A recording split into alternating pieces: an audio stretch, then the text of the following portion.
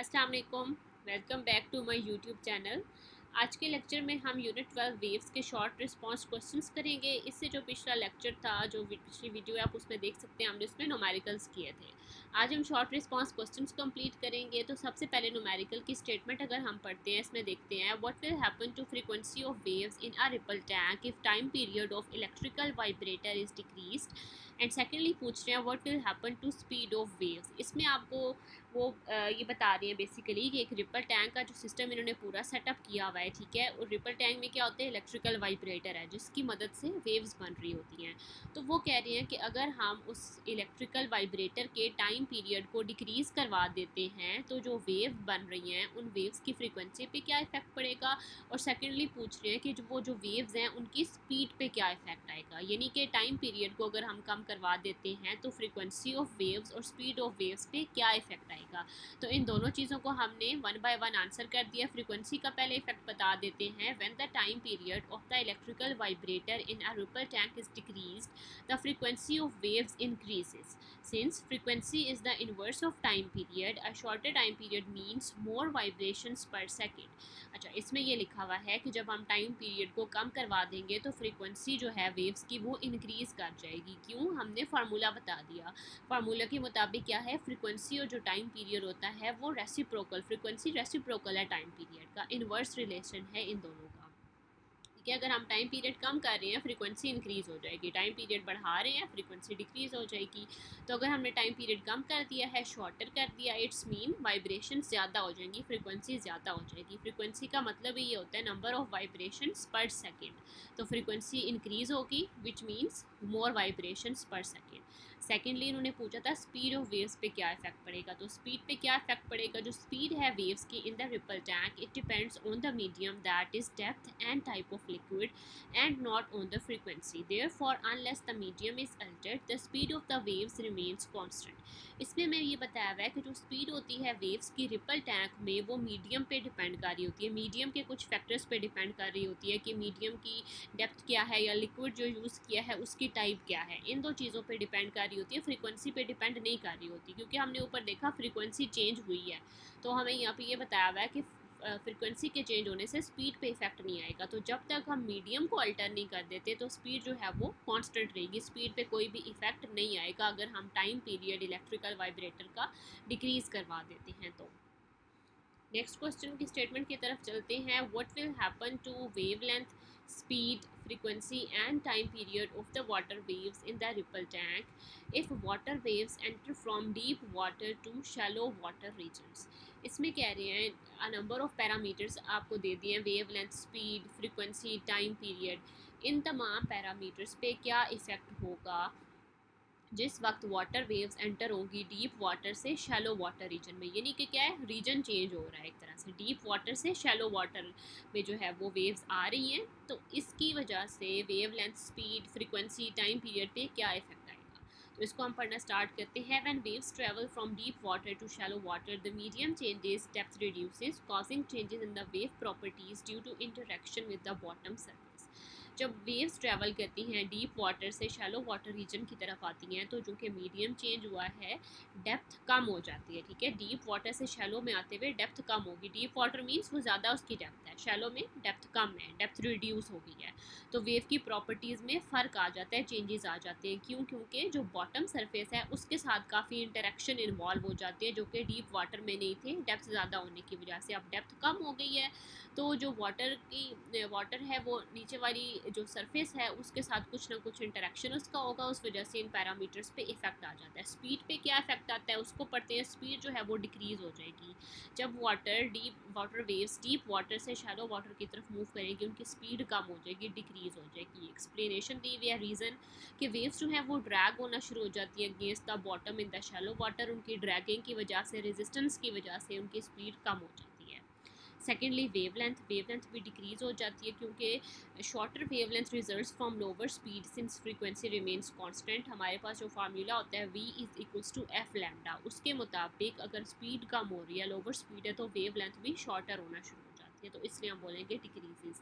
Frequency में क्या है कि वो सेम रहेगी, क्यों? क्योंकि फ्रीक्वेंसी जो वाइब्रेटर है ना उसकी वजह से सेट हुई हुई है, वो डिटरमिन कर रहा है। अगर हम उसका टाइम पीरियड चेंज करेंगे तो फ्रीक्वेंसी चेंज हो सकती है, जैसा कि हमने फर्स्ट क्वेश्चन के स्टेटमेंट में देखा। तो यहाँ पे तो क्या है कि वाटर वेव्स डीप वाटर से शैलो में मूव किए हैं, सिर्फ उनकी डेप्थ का फ़र्क आया, मीडियम का फ़र्क आया है, तो इसकी वजह से फ्रीक्वेंसी नहीं चेंज हो सकती, फ्रीक्वेंसी टाइम पीरियड की वजह से चेंज होगी ओनली। अच्छा, इसके बाद टाइम पीरियड भी सेम रहेगा, फ्रीक्वेंसी और जो टाइम पीरियड है रेसिप्रोकल होते हैं, फ्रीक्वेंसी चेंज नहीं हुई तो टाइम पीरियड भी चेंज नहीं होगा। ठीक है, नेक्स्ट क्वेश्चन की तरफ मूव करते हैं। अच्छा, ये इसका फार्मूला देख लें, v is equals to F lambda, जो मैं भी बता रही थी सेकंड में हमने स्पीड के फार्मूला में जो यूज़ किया है। v यहाँ पे स्पीड होती है, f जो है फ्रीक्वेंसी और लैम्डा वेवलेंथ है। जब फ्रीक्वेंसी कांस्टेंट रहती है, हमारे पास जो स्पीड है वो डिक्रीज़ हो जाती है शैलो वाटर में, जो लैम्डा को डिक्रीज़ होना पड़ता है, वेवलेंथ कम हो जाती है। थर्ड क्वेश्चन की स्टेटमेंट है, nuclear fusion explosions are taking place at sun, we get heat on the earth but not hear sound, why? अच्छा, इसमें कह रहे हैं कि जो न्यूक्लियर फ्यूजन है वो एक्सप्लोजन्स हो रहे हैं बेसिकली सन पे, हम तक हीट तो पहुंचती है अर्थ पे, लेकिन हमें उसकी साउंड नहीं सुनाई देती, आवाज़ सुनाई नहीं देती, तो इसका क्या रीज़न है? बहुत ही सिंपल सा क्वेश्चन है और उतना ही सिंपल इसका आंसर है। Nuclear fusion in the sun's core produces huge energy in the form of light and heat, this energy travels through space as electromagnetic waves which do not need a medium to travel. इसमें कह रहे हैं nuclear fusion का जो process हो रहा है सन के कोर पे, वो एक ह्यूज एनर्जी प्रोड्यूस कर रहा होता है लाइट की फॉर्म में, हीट की फॉर्म में। अब ये जो एनर्जी है स्पेस में से ट्रैवल कर आती है क्योंकि इलेक्ट्रोमैग्नेटिक वेव्स हैं, ठीक है, लाइट जो है, और इसको एक मीडियम नहीं चाहिए ट्रैवल करने के लिए। लेकिन साउंड जो है वो एक मैकेनिकल वेव है that requires a medium like air और water to travel by vibrating particles. जो साउंड है हमारे पास वो एक मैकेनिकल वेव है। अभी अब आपने इस चैप्टर में वेव्स की टाइप्स से पढ़ेंगे, उसमें आप देखेंगे दो तरह की वेव्स हैं, मैकेनिकल है, इलेक्ट्रोमैग्नेटिक है। मैकेनिकल जो है उनको मीडियम चाहिए होता है, वो मीडियम एयर भी हो सकता है, वाटर भी हो सकता है, और जो हमारे पास मैकेनिकल वेव्स हैं वो इस मीडियम के ज़रिए से ट्रैवल करती है। मीडियम के पार्टिकल्स वाइब्रेट करते हैं तो वो वेव जो है वो ट्रैवल करती है। तो जो स्पेस है सन और अर्थ के दरमियान वो एक तरह का वैक्यूम है, वहाँ पे कोई भी पार्टिकल्स नहीं है, तो साउंड वेव्स वहाँ से ट्रैवल नहीं कर सकती। हीट या जो लाइट है वो ट्रैवल कर सकती हैं क्योंकि वो इलेक्ट्रोमैग्नेटिक इन नेचर होते हैं। तो इलेक्ट्रोमैग्नेटिक जो वेव्स हैं उनको मीडियम चाहिए नहीं होता, ठीक है, ट्रैवल करने के लिए। तो वैक्यूम में कोई भी मीडियम है नहीं, तो वो ईजिली वो तो आ जाती हैं लाइट और हीट, क्योंकि वो इलेक्ट्रोमैग्नेटिक है। साउंड जो है वो क्योंकि मैकेनिकल है, वो ट्रैवल नहीं कर सकता। ये इसका आंसर था। नेक्स्ट की तरफ आते हैं। Why do water waves refract at the boundary of shallow water and deep water? Relate this behavior to refraction of light. इसमें कह रही हैं कि जब हमारे पास शैलो वाटर और डीप वाटर की बाउंड्री है, तो वाटर वेव जब मिसाल के तौर पे शैलो वाटर से डीप की तरफ जाती हैं या डीप से शैलो की तरफ आती हैं, तो वाटर का हमें वाटर वेव्स की रिफ्रैक्शन क्यों शो होती है बाउंड्री पे, और हमने इसी बिहेवियर को रिलेट करना है जो रिफ्रैक्शन होती है लाइट के केसेस में। लाइट वेव है ना हमारे पास, उसकी वेव पार्टिकल डुअलिटी होती है, बेसिकली वेव के तौर पे भी एक्ट करती है लाइट और पार्टिकल्स के तौर पे भी एक्ट करती है। यहाँ पे हम चूँकि वेव्स का टॉपिक पढ़े हैं, वेव्स का ही चैप्टर पढ़े हैं, तो यहाँ पे हमने लाइट को एज अ वेव लेके ही चलना है। तो हमने वाटर वेव्स में जो रिफ्रैक्शन है उसको रिलेट करना है लाइट की जो रिफ्रैक्शन होती है उसके साथ। तो आंसर पढ़ते हैं। Water waves change speed when they move from deep to shallow water because shallow water slows them down due to friction with the bottom. Water waves जो है उनकी स्पीड चेंज हो जाती है, कम हो जाती है जब वो डीप से शैलो वाटर की तरफ आते हैं, क्योंकि शैलो वाटर में आते आते उनमें फ्रिक्शन होना शुरू हो जाती है, फ्रिक्शन की वजह से उनकी स्पीड कम हो जाती है। अब जब वेव्स हिट करती हैं बाउंड्री को, कौन सी बाउंड्री? जो शैलो वाटर और डीप वाटर के दरमियान में बाउंड्री ही है ना, तो जब वेव्स हिट करती हैं उसको एक एंगल पे, तो जो स्लोवर पार्ट है उसकी बेंडिंग होना शुरू हो जाती है। बेंड होता है तो क्या होता है, वेव की डायरेक्शन चेंज होना शुरू हो जाती है, और इसी चीज़ को हम, इसी फेनोमिना को हम रिफ्रैक्शन बोल रहे होते हैं। और रिफ्रैक्शन क्यों होती है? Because the wave speed is different in the two regions. Refraction हर उस जगह पे होगी, वेव्स के दरमियान अगर बाउंड्री है, मीडियम चेंज हो रहा है, और वेव की स्पीड जो है वो चेंज है दोनों रीजन्स में, तो वहाँ पे रिफ्रैक्शन हो जाती है, बेंडिंग हो जाती है वेव्स की। अब चाहे वो लाइट है या वाटर वेव्स हैं, तो लाइट के बारे में ये लिखा हुआ है, light behaves the same wave and it passes from one medium to another and change speed causing it to bend. इसमें कह रहे हैं लाइट भी बिल्कुल सेम बिहेवियर शो करती है, जब एक मीडियम से दूसरे मीडियम में वो ट्रैवल करती है, पास करती है, लाइक एयर से वाटर में जा रही है, तो उसकी स्पीड चेंज हो जाती है और वो बेंड कर जाती है। तो वाटर वेव्स हैं या लाइट वेव्स हैं वो अपनी डायरेक्शन को चेंज कर लेती हैं अगर उनके रास्ते में कोई भी बाउंड्री आती है, क्योंकि उनकी स्पीड में चेंज आ रहा होता है। ठीक है, तो स्पीड में चेंज आने की वजह से मीडियम अगर चेंज होगा उसमें स्पीड चेंज होगी और ऑटोमेटिकली डायरेक्शन चेंज हो जाएगी, बेंडिंग आ जाएगी, तो उसको हम रिफ्लेक्शन बोलते हैं। तो ये वाटर वेव्स में भी देखने को मिलती है और लाइट वेव्स में भी देखने को मिलती है। नेक्स्ट क्वेश्चन फिफ्थ की स्टेटमेंट पढ़ते हैं। Classify different wave types based on whether they require a medium for propagation, justify why electromagnetic waves do not need medium. दो पार्ट्स हैं बेसिकली इसके। एक तो पहले ये बोला हुआ है कि क्लासीफाई आपने करना है डिफरेंट वेव टाइप्स को इस बेसिस पे कि जो है कुछ वेव्स को मीडियम चाहिए होता है प्रोपेगेशन के लिए, ट्रैवल के लिए, और कुछ को नहीं चाहिए होता। तो इस तरह से वेव्स की कितनी टाइप है, एक आपने वो क्लासीफाई करना है, और सेकेंडली आपने जस्टिफाई करना है कि इलेक्ट्रोमैग्नेटिक वेव्स जो हैं उनको मीडियम क्यों रिक्वायर नहीं होता।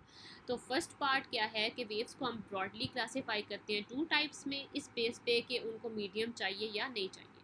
पहले आ जाती हैं mechanical waves. These waves require a material medium to propagate. Mechanical waves travel by causing particles of the medium to vibrate and transfer energy from one particle to another.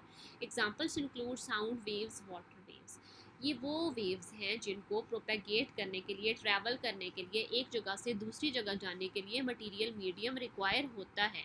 अगर आपको याद नहीं रहता मैकेनिकल वेव्स को medium require है या electromagnetic को, तो इसके लिए आसान सा तरीका है M for mechanical, M for medium. ठीक है, मैकेनिकल्स को मीडियम चाहिए है।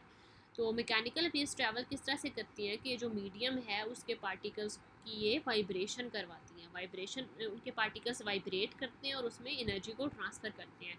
तो इस तरीके से ये इनका मैकेनिज्म होता है प्रोपेगेशन का। तो इसमें एग्जांपल साउंड वेव्स आ जाती है या वाटर वेव्स आ जाती हैं। नेक्स्ट जो टाइप है इलेक्ट्रोमैग्नेटिक वेव्स की, इनको कोई भी मीडियम रिक्वायर नहीं होता प्रोपेगेट करने के लिए। इनमें क्या होता है, ऑसिलेटिंग इलेक्ट्रिक और मैग्नेटिक फील्ड्स होती हैं। लाइट वेव्स होगी, एक्सरेज होगी, ये इलेक्ट्रोमैग्नेटिक वेव्स में आ जाती हैं। तो ये इसकी क्लासिफिकेशन हो गई थी फर्स्ट पार्ट। अब सेकंड पार्ट में उन्होंने पूछा था कि इलेक्ट्रोमैग्नेटिक वेव्स को मीडियम क्यों नहीं चाहिए होता। तो इलेक्ट्रोमैग्नेटिक वेव्स की जो बनावट है, कंस्ट्रक्शन है, वो इस तरह से है कि इनमें चेंजिंग इलेक्ट्रिक और मैग्नेटिक फील्ड्स होती हैं जो कि क्रिएट करती हैं और सपोर्ट करती हैं एक दूसरे को एज दे मूव। तो ये फील्ड्स एग्जिस्ट करती हैं everywhere, even in the empty space में भी ये एग्जिस्ट कर रही होती हैं।